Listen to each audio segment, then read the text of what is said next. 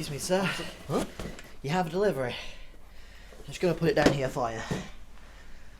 Have a nice day. Okay. Thank you, I guess. I have a delivery? The hell is in this box? What the heck? It's a video game? What is inside this? Oh, there's a note in here. It says, Bridges enters into a contract with Ocean. What? A contract? What contract? I didn't sign anything. Does this mean that I just have to talk about Death Stranding?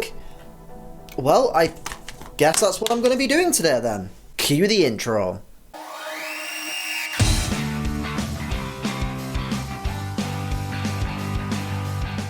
Tally-ho, it's Ocean back again to talk about one of the most divisive games in recent years, Death Stranding.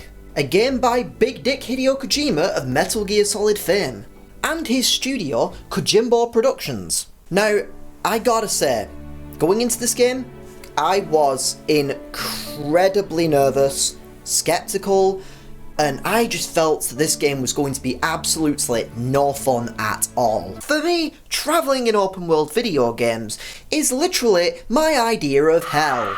So a whole game about doing just that? That ain't it, Chief. Did it live up to its hype? Let's find out.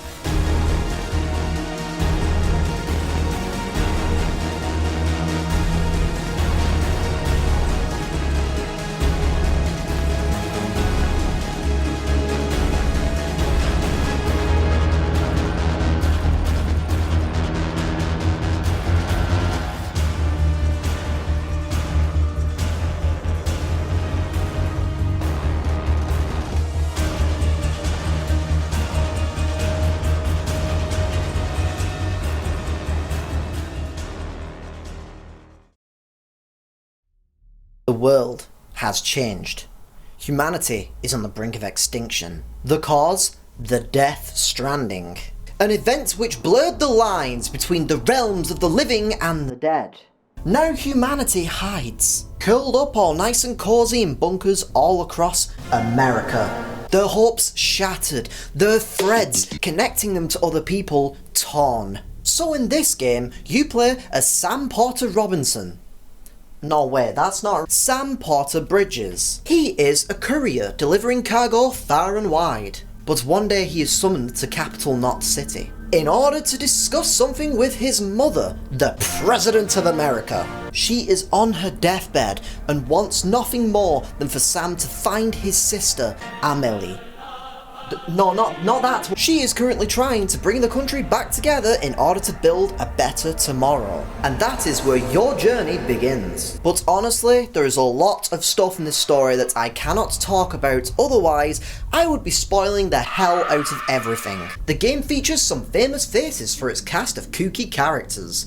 Now try saying that 10 times fast. You've got your boy Survivor Zombie Man up here. You've also got your boy Cannibal E.T. Man up in here. You've also got that lady that played the blue-haired character from the French film I saw one time. And you've also got Lindsay Wagner up in here. I'm not gonna lie, I have no idea who she is. And you've also got fish fetishist Guillermo del Toro, my favourite guy because he loves me. And that's just to list a few. This game truly goes all out with its acting talent. The game has a wonderfully done cinematic feel to its story, which stems from Big Dick Hideo Kojima's love for cinema, and you can really tell. But there is one detail of this game that I want, nay, I need to talk about, and it's the baby! Oh my fucking god! So this little sweet bundle of joy over here is called BB. Which stands for Bridge Baby, wouldn't you know? And BB is goddamn amazing in this game. I love BB so much that I'm willing to protect them with my life. Oh, that's so cute. Look at BB doing a little paddle. Oh my god, my heart is going to explode. Oh my god.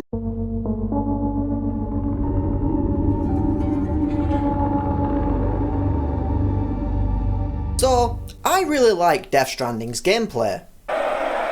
No, alright, come on guys, calm down, just hear me out. Death Stranding's gameplay is all about traversal. The basics of this game is that you can walk, obviously. You can pick things up with either trigger or put cargo on your back with the triangle button. One of the game's biggest and most unique mechanics is movement, and how the world reacts to that. It almost has a simulator style approach to it. When walking, if you have too much cargo, Sam can easily start to lose balance or trip over. When this happens, you can stabilise yourself by holding down a trigger or a combination of both.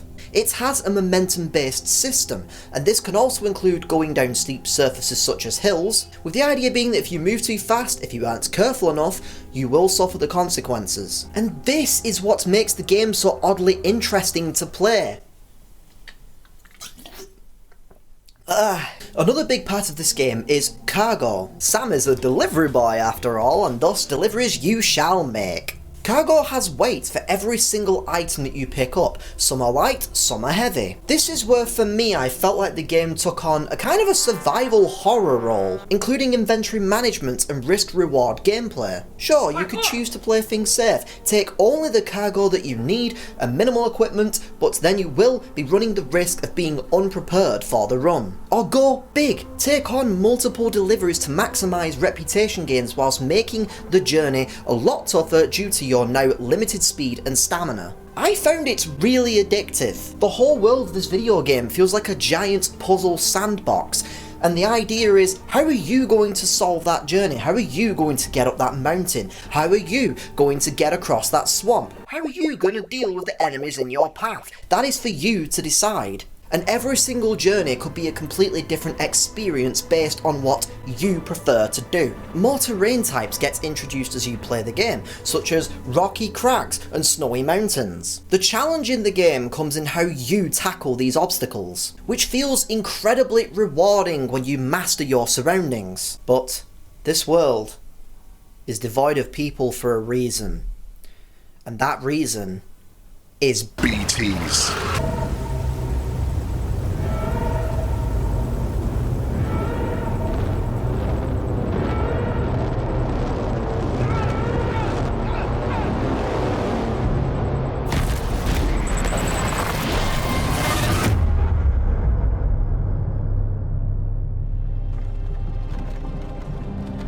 Hey, you're finally awake. Creepy dude and the sludgy men over here are BTs, also known as beached things. They are the inky handy ghost boys that you will have seen all over promotional material. You will find these monstrosities out in the field during your travels. When you encounter them, you need to sneak if you want to survive. Though you will eventually be able to fight them later in the game.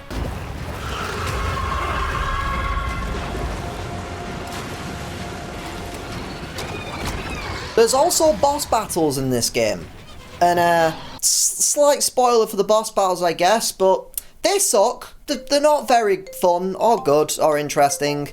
You kind of just do a couple of things and then they're gone, or you run away and then they're gone. I'm not going to sugarcoat it. I did play on standard difficulty though, so maybe the bosses are a lot harder depending on the difficulty. I'm not really sure. I don't know. What do I look like? Mads Deliveryman? But BTs aren't the only enemy that you will encounter in this game, for there are also mules. No, not that kind of mule, you fucking dumbass. Mules are people who have kind of gone a little bit cray-cray for that sweet and precious cargo. So they will steal cargo from anyone they can rob, including you. They fight with these electric poles, and later on they start to up their game and start to you with all the guns. So what happens if you get killed by mules or BTs? Well, this game gets a little Freaky deaky. So your boy Sam over here is a repatriate, which is Kojima speak for can't die. If you die in the game, you do this weird ass little mini game thing where you gotta fly your camera around to Sam's cold ass floaty corpse, and then it goes in his mouth and the baby is like,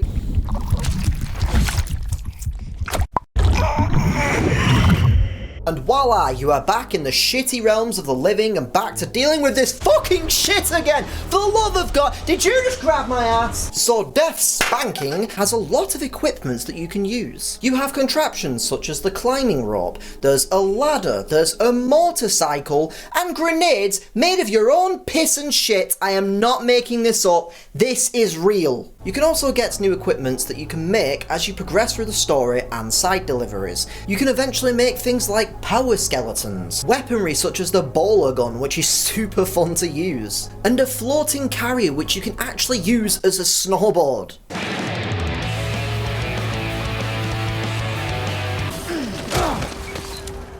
There is a hell of a lot to play around with here, so I suggest experimenting with as much of this tech as you can. So the equipment that you make is gear that you can take with you on your travels. There's a lot of stuff to craft and it's fairly easy to do. You can craft things like weapons, equipment and vehicles. But you do need materials to do this, which can be found out in the field during your deliveries. But each of these items adds to your cargo weight. So keep that in mind. And one of the best pieces of gear that you can get in this game are vehicles. Hey, whoa, yeah. You can create bikes and trucks that both have their own strengths and weaknesses. The bike, for example, is great at getting you somewhere fast, but only has a small amount of cargo space. Whereas my boy Trucker McTruckington over here can hold a hell of a lot more cargo space. Both are incredibly helpful pieces of gear to use. And you can actually store any piece of your own cargo in these vehicles too, which makes some of these trips a lot more interesting. So once you complete a delivery, you gain a reputation boost with the recipients that you just delivered a copy of Twilight to. And this can net you some pretty nice rewards. For each delivery you gain likes, which is kind of a currency in this game. But to be honest, there's not really that much to do with it, and I never really found myself running out of them. In fact, if I jump on the game right now, I can guarantee I probably have like 20,000 likes. There are also some really interesting side deliveries to do too. An example of this is an old man that just really wants a fucking pizza, so off you go. You also have a porter grade, which is kind of like having a level up system. You get different grades depending on how you performed in particular fields of a delivery. And leveling up can also net you some pretty nifty rewards. Oh no, fuck, I said nifty, I'm not old, I swear! Death Stranding is a really cool game. Alright, come on grandpa. Death Stranding also has one of my favourite additions to video games in recent memory, and that addition is a photo mode. Oh yes, baby, come on! And it functions a lot like other games' photo modes. Oh god, oh that hurts so bad, stop looking at my dick. That is not a bad thing though, as I'm actually a huge fan of photo modes, and this game's photo mode has a ton to play around with. You can have pauses, in fact there's even some Easter eggs within the pauses. You can have filters, so because of how good it is, I'm gonna give the photo mode a like. So when you finish your deliveries and just want to take yourself a lovely little siesta, you can enter what is known as the private room. Here Sam can sleep, pee, poop, and oh my god, have you heard about Drive with Norman Reedus? And of course you can watch Norman Reedus shower. But you can also change the colour of some of your cosmetic items, play music, and check up on the lovely BB. And here is he, Norman Reedus, in his natural habitat, making silly faces in front of a mirror. Folklore tells us that this is how Norman practices his mating rituals. So yeah, you can mess around in front of mirrors and make silly faces. Not really sure why this exists to be honest, but it's kind of fun. But there is a lot of cool stuff that you can do in the private room, including crack open a nice cold can of Monster Energy and just chug that shit down. But for the rest of the private room stuff, I'll let you discover that for yourself. The baby has its own mechanics too. BB can help you see any BTs nearby, but BB needs to be taken care of, so actions such as falling over or being chased by BTs causes BB to become stressed. If it gets too stressed out, it will not be able to help you, which sounds like me. So it's a good idea to try and keep BB soothed and happy. You can actually soothe BB by gently rocking your controller. It's a cute addition, even if it does feel a little bit unnecessary. So, Death Stranding actually has an online component, though you may not figure this out straight away, as you travel across the land. Delivering far and wide. You will stumble across structures and equipment left behind by other players. And honestly, it makes the game a hell of a lot easier because there is always a ton of equipment just left around the place. Structures and vehicles are just littered about, meaning you don't have to worry as much about what you take with you. You can also participate in road building. Roads are amazing and can be built over a large stretch of land, making them incredibly useful to use. You can contribute to building these roads by delivering materials such as cement or metals to a terminal. This is a server-wide operation, so other players can donate materials too, which makes it feel like you are connecting together with other players for a greater goal, and it's really cool. You can also build your own structures when you are out in the field by using a PCC. This tool allows you to build helpful things such as a generator which will charge your vehicle's batteries and exoskeletons, build bridges across the land, or build a watchtower which can help you scope out the nearby terrain. There are also signs. These can be placed all around the map too. These online signs can give benefits to other players such as a stamina refill or making BB happier. It's a nice little boost, I guess. Though there are two things to keep in mind about the online system. The first one being that the online system is not always available. When you enter a new portion of the map that you've never been to before, online systems will not be available, so you do have to tackle these head on with your own wits and your own equipment. But once you have connected one of the bunkers up to this game's version of the internet, that area will then become online. Another thing to keep in mind is all this online talk might scare a few people, might make them worry about other people tampering with their stuff or causing them issues or trolling them or whatever. But the good news is this online system is not a multiplayer system. The items that you find in the wild will not just be stolen by someone else. In fact, there are no players in the game. You do not encounter other players, you do not play with other players. It is simply some of their equipments that they left behind or buildings that they have built that will pop up. So you don't have to worry about people screwing you over, trolling you, or causing any problems on your journey, which is great.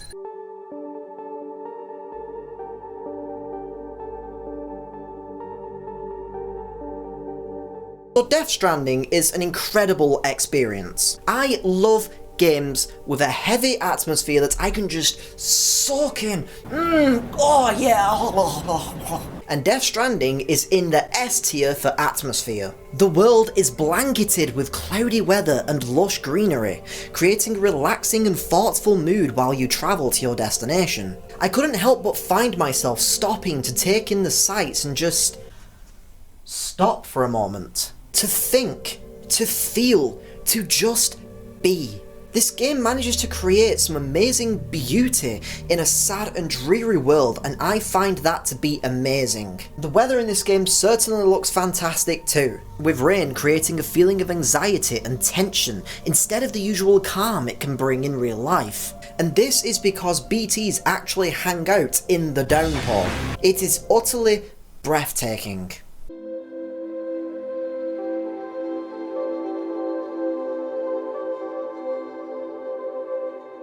Death Stranding's soundtrack is. So there are two chunks to talk about when it comes to this soundtrack. And first off, we're going to talk about the game's original score by Ludwig Forsell. I apologise if I'm pronouncing that wrong. But Ludwig is a goddamn genius! Death Stranding has a sci-fi heavy soundtrack that works very well in this futuristic and apocalyptic setting. And it's actually really crazy because some of the tracks could be inserted into a Mass Effect game and feel right at home. And also while we're on that topic, Mass Effect Trilogy Remastered, baby! The soundtrack does anything and everything that it needs to do. There are moments of horror, moments of beauty, moments of mystery.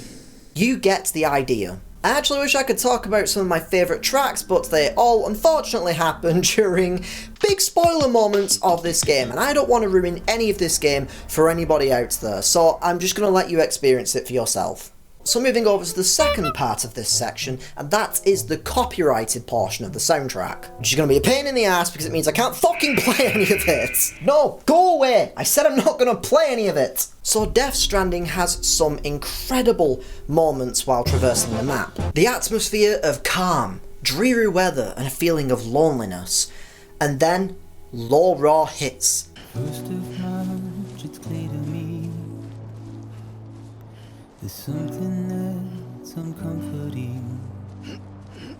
Can't help but stop to take in the moment, to think, to breathe. And yeah, that probably sounds incredibly cringe to hear, but it's honestly the truth about how I feel about this game's soundtrack and just how everything connects with it. It affected me so goddamn much. And I am also a big fan of the band Churches, so when I found out that they made a song just for this game, I had to listen to it. It is a pretty damn good song, but I had no attachments to the events of the game, so it was just a song to me. But after finishing the game, I couldn't help but go back and watch the Game Awards performance.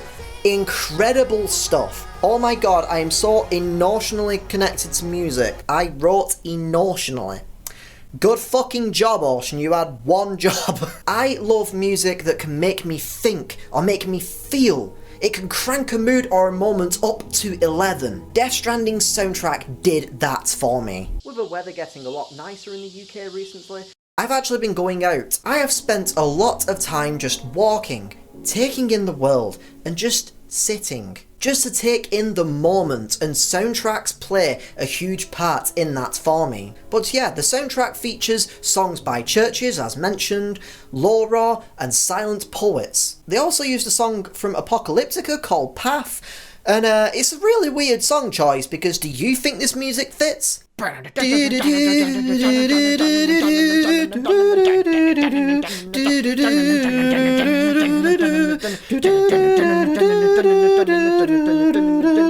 Yes, I had to make a copyright-free version of that, otherwise this video would probably have been banned.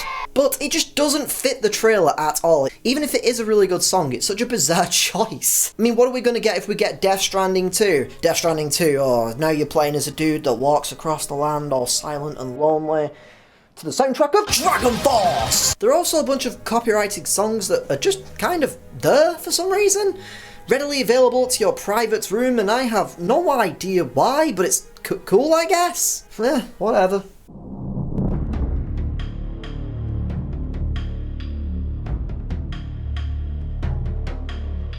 So, issues. You may have seen this online or through some memes or something, but Death Stranding has some really odd product placements that I'm not really sure why they're in there. It's really strange. But yeah, you can chug down many cans of Monster Energy, which is fully modelled into the game, and it stands out like a nun in a brothel. There's also the really dumb ad that I mentioned about Ride with Norman Reedus that shows up when Sam goes number 2. It's just absolutely really strange. I don't know why there would be that kind of product placement, that kind of thing. Not really sure why anyone would do that kind of thing, to be quite honest. But what I do know is Monster Energy is damn good. Unleash the beast. So this might be a tiny bit spoilery when it comes to gameplay mechanics, but BTs and mules are pathetically easy to deal with in this game. And it just really felt like a wasted opportunity. They are just okay. But I found a lot of the time that when BTs show up, I could just simply walk away from them. It didn't cause me any problems. In fact, sometimes later on in the game when you get grabbed, you get pulled under, and instead of dying straight away, you get chucked back out and you fight a boss battle. Oh, it's a big mini-boss, and I just didn't fight them. I would just... Peace. I'm out. I'm a head out. And then the bosses would just disappear. It was stupidly easy. But yes, the BTs are seriously weak, and they stop being scary after a few hours into the game. There is also a lot of Kojima-isms in this game. So you will see some really bizarre and unnecessary stuff in this game, regardless of how fun it might be. But yeah, this game has some very bizarre moments.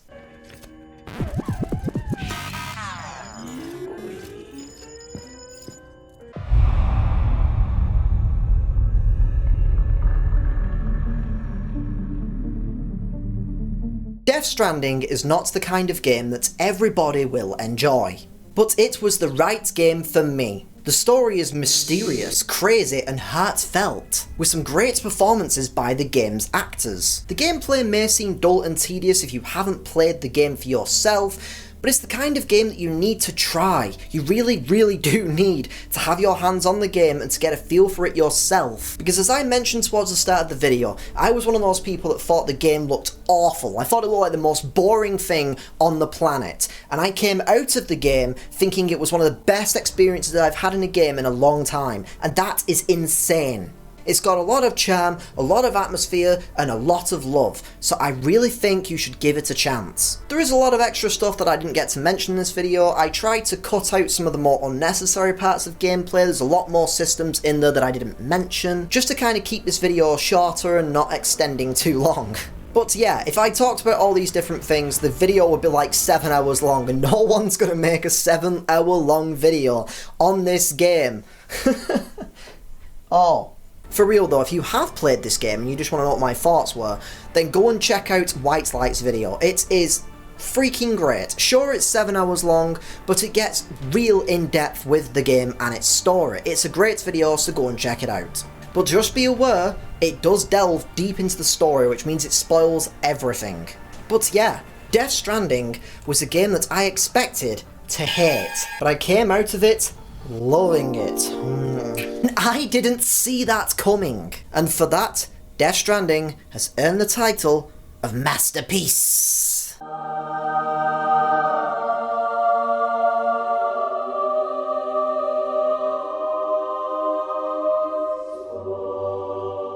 Thank you for watching this video, I do appreciate it. Let's just clink cans together like, oh yeah, just bonk. In terms of other games, I've got a lot of really cool stuff planned. So if you are interested and you want to be notified of when I upload videos, feel free to subscribe and click the freaking bell that does the ding thing. Feel free to hit the like button and all that business, slap the ass and freaking throw the hands and all the stuff that content creators say these days. But thank you for watching, and I'll see you guys in the next video. Pip pip toodaloo! Sponsored by Monster Energy. It's not sponsored, I'm lying.